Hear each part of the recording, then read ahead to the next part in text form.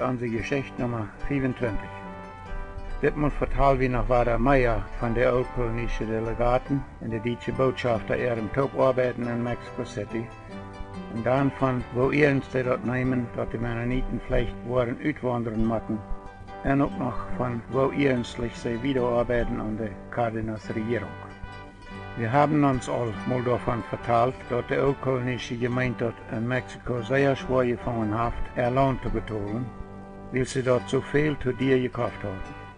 Die Gemeinde hat die Wesenamtskost 1935 noch lang nicht alles zurückgezahlt, was sie angelegt hat. Und die hat auch noch viel Schulden an so eine Familie, von der sie in den 1920er Jahren viel Geld gelegt haben, um dort viel zu dir gekaufte Land an die Zuluagas zu bezahlen. Und wenn wir dort alle in Betracht nehmen, wo die Mennoniten ihre finanzielle Lage in Mexiko 1935 war, wo viel Schuld die Gemeinde noch hat und wo arm auch die meisten von den Kolonisten geworden wären, dann ist es ganz klar, dass die Mennoniten auf keinen Weg hatten können uitwandern, ohne sehr viel finanzielle Hilfe. Das sagen die Duitse Botschafter auch gut. Da werden die ihre Arbeit für die Mennoniten alle unbetalt. Und das wird zum großen Teil auch Krieg da werden, dass die oud-kolonische und sommerfälsche Leiter, dass sie die Tauroden sich dem Deutschtum anzuschließen. Dann, wenn sie dort gehören würden, dann können auch mit viel Geld gehalten werden zum Uitwandern. Manche Vorsteher in uns ihre Korrespondenz mit Hugonatus sind viel Beweise dafür, dass der Volksbund für das Deutschtum im Ausland durch die Duitse Botschaft in Mexico City die Mennoniten 1936 bis 1939 viel verschiedene Bücher und Zeitungen geschenkt und geschickt hat. Auch dort auch die deutsche Schule in Mexico City die Mennoniten verschiedene Bücher geschenkt und geschickt hat. In einem Brief, geschrieben am 29. Juli 1936, schrift Hugonatus, dass er gerade mit Ferrocarriles Nacionales geschenkte Bücher für die mennonitische Kinder und Jugend aufgeschickt hat, auf die Adressen von A.A. Martens in Patos Durango, Cornelius Schmidt in Scheindorf für die Swift-Kolonie, Vorsteher Gerard J. Rampel in Blumenort für die Manitoba-Kolonie und Vorsteher Johann Dick von Santa Clara für die Sommerfelder. Natus sagt, diese Bücher können entweder aus Bibliothek wo taub bleiben und von dort ausgeliehen worden, oder die können auch an einzelne Kinder für besonders gute Arbeiten in der Schule verteilt worden. Und dann sagt Natus wieder in seinem Brief, weil es mit dem Leshunger in jene Siedlungen bekannt ist, habe ich bei jeder Park Bücher und auch noch verschiedene Hefte und Zeitungen beigelegt für große Menschen zum Lesen. Ich hoffe, jene Kinder und Jugend werden große Freude daran haben, diese Bücher zu lesen. Nu ist noch mal weiter ein Bild von was von der Old-Kolonie ihrem Schulverbetern geredet wird in Mexico City. Die Duitse Botschafter haben mit old-kolonische Oms und Vorsteher all viel darüber geredet, dass die old-kolonische und sommerfälsche Gemeinden ihre Schulen viel zu weit raufgekommen wären in ihre schwere Pioniertät und dass sie sich würden müssen ein Schulverbesserungsprogramm einrichten und anfangen ihre Schulen zu verbessern, wenn sie auf der Land irgendwo in dieser Welt wollen ihr eigenes Schulwesen holen können. Einmal als Vorsteher und Duitse Botschafter in Mexico City weiter von Schulverbesserungen geredet hatten, dann hatten die gesagt, sie glaubten, sie würden dort Tüß auf ihrem Donnerdagsitz so verstahlen können, dass und Ältestas willig sein würden, mit Schulverbesserung anzufangen. Und dass sie sich dabei auch von der Duitse Botschaft würden halten lassen. Lothar noch mal mehr davon. Duitse Botschafter in Mexico City haben sich durch und Vorsteher auch Adressen von so einer mennonitischen Familie sammeln und checken lassen, die sie glaubten, vielleicht hier in Duitse Zeitungen lesen würden. Und dann checkten sie lang immer so ein Lied, eine gewisse Tijdschrift umsonst zu. Ich weiß noch, dass in Blumenort auch so ein Lied wären, die diese Duitse Tijdschriften zugeschickt kriegen und auch hier lassen. Die vier Oms, Johann Peiwal, Peter H. Klassen von Durango und Abraham Dick von der Manitoba-Kolonie in Chihuahua en Cornelius Schmidt van de Zwiftkroon-kolonie hadden met Hugonatus een andere Duitse botschafter in Mexico City taub, die langen taubarbeiten aan de Mexicanische Mennoniten ihre Schulvrijheden al veelmaal lang door geredet, dat de Mennoniten ihre Schulen zeer neidig te verbeteren fehlten. Deze vier ooms en alle Duitse botschafter sagen dat scheinbar aan dat de Mennoniten helpbrocken worden om ihre Schulen verbeteren. Sie werden sich scheinbar daran einig, dat diese help wordt van Duitsland komen moeten durch de Duitse Botschaft in Mexico City. In deze ooms leefden scheinbar alle, dat ältestes, ooms en voorsteher sich worden einig worden können, met Schulverbesserung anzufangen, of de Mennoniten worden in Mexico blijven können, oder of de worden naar een ander land uitwanderen moeten. Bij 1940 correspondierden oom Johan Peiwal, oom Abraham Dick en voorsteher Gerard J. Rempel nog immer met Hugonatus in Mexico City. Im Namen van den Dietstum im Uitland luidt Hugonatus 1939 oom Johan Peiwal, oom Cornelius Schmidt, oom Abraham Dick en voorsteher Gerard J. Rempel aan met naar Duitsland te voeren, om daar met dem Dietstum en met dem Dietschen Volk meer bekend te worden. En ook om zich door allerhand wijzen te laten van wo in Duitsland gewirtschaftet wordt.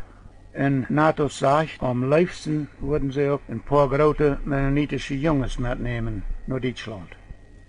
Natus sagt, diese Männer, dat das Dietstum alle Reiskosten betalen wird von Tampico naar Duitsland, während ihrem Besuch in Duitsland en waar dat terug bij de stad Tampico en Tamaulipas, Mexico. Natus schrift in einem Brief an Vorsteher Gerard J. Rempel, dat Johann Peiwal van Patos Durango toegesagt heeft met te voeren naar Duitsland, wann Cornelius Schmidt en Gerard J. Rempel ook metfahren worden.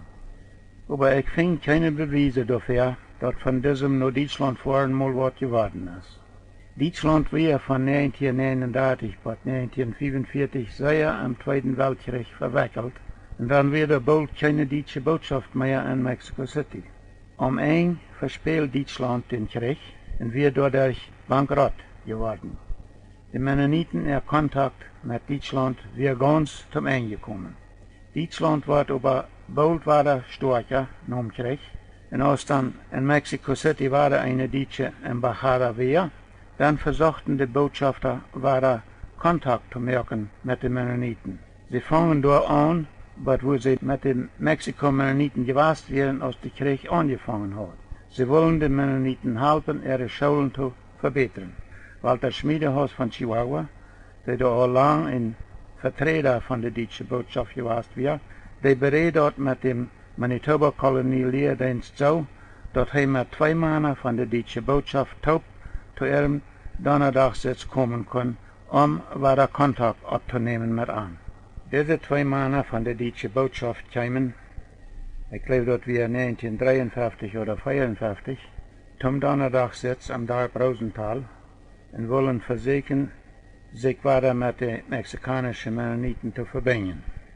Sie wollen versuchen, von dort anzufangen, wo ihre Korrespondenz mit den Mennoniten durch den Krieg aufgeritten war. Sie sehen de ooms dat sie nu rijdt wären, an zu helfen mit ihrem Schulverbetern oder Schulwesen verbetern.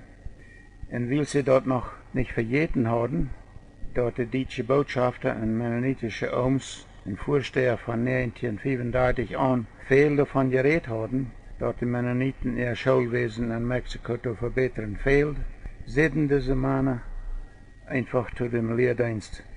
Die deutsche Botschaft ist nüweilig so viel von jungen mennonitischen jungen Männern, als die Dorfschulen haben, nur Mexico City zu nehmen und die dort als Schullehrer auszulehren oder vorzubereiten, sodass die Mennoniten ihre eigene gelehrte Schullehrer haben können, um ihre Schulen selbst zu verbessern. Und sie sehen, dort wo wir alle betonen, die Mennoniten wird dort nichts kosten. Aber der Älteste sieht zu diese Männer kort und klar.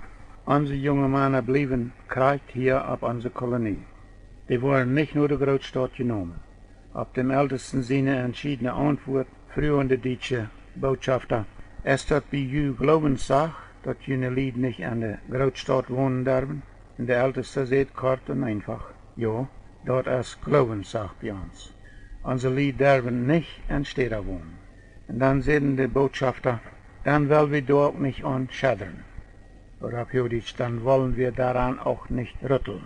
Und dann überlegen die Botschafter sich dort so ein Beet und sagen dann, wie sind dann auch wirklich jene junge Männer hier auf jene Kolonie kommen auszulehren oder vorzubereiten als Schullehrer.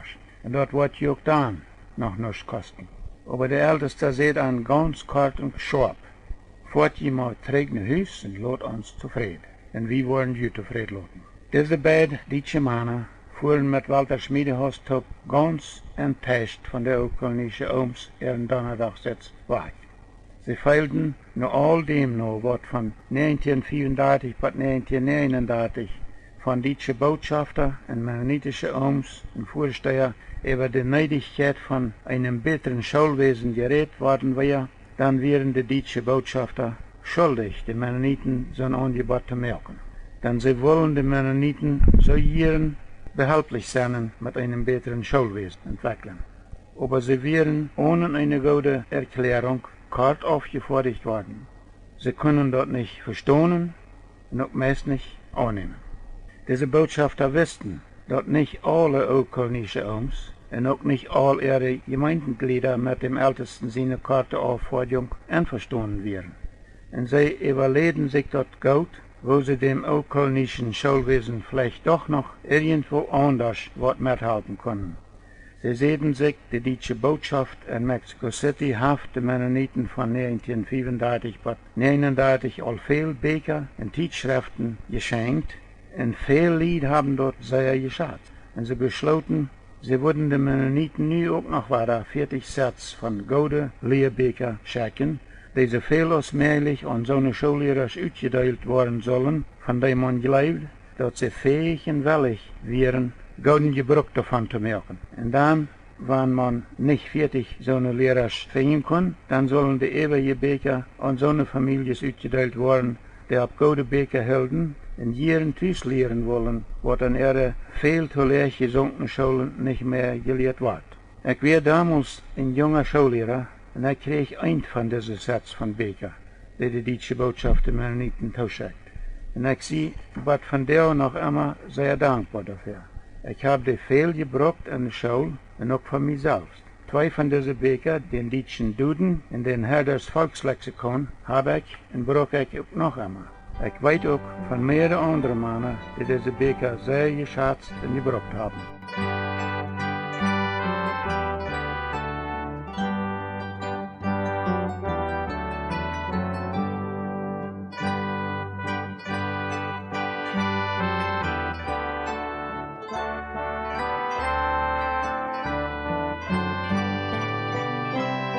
En nu war er terug nog, wo ihrens dort von den Mennoniten ihre Leiderschaft genommen wird, dass sie vielleicht würden uitwandern machen.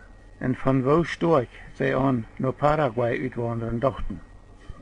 Die deutsche Botschafter versuchten all passende Schäb zu hängen und zu bestahlen, die Mennoniten so bosig als möglich alle würden können nach Paraguay bringen, wann dort soll eine Uitwanderung dahin kommen.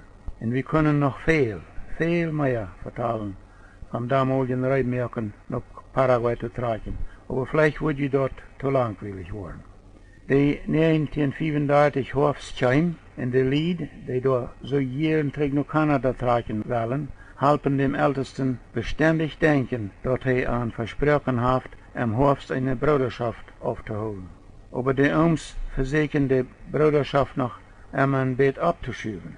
Vorsteher und Oms wollen erst noch besser reit worden, um die guten Möglichkeiten, die in Paraguay für die Mennoniten schienen zu sein, auch versuchen antreiben genug feststellen zu können auf diese Bruderschaft.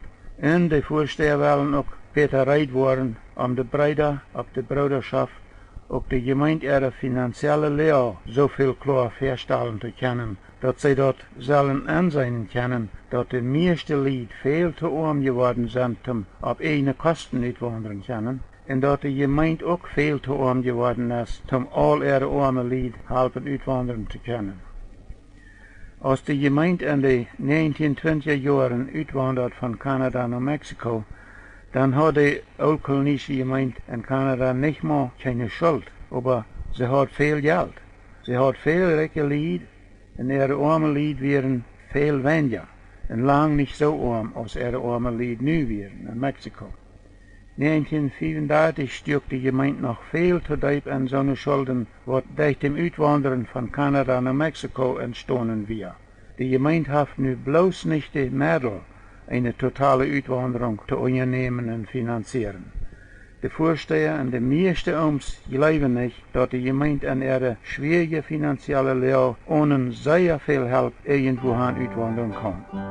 Wir müssen hier aufbrechen, unsere Zeit ist al weiter aufgeräumt. Nächstes Mal vertellen wir uns das erste Wort von der Bruderschaft während der scheinbar verlorenen Schulfreiheiten in Chihuahua, Mexiko, und dann von der Oldkolonie ihren Freiheiten in Kanada. But nächstes Mal, ich sehe George Rempel.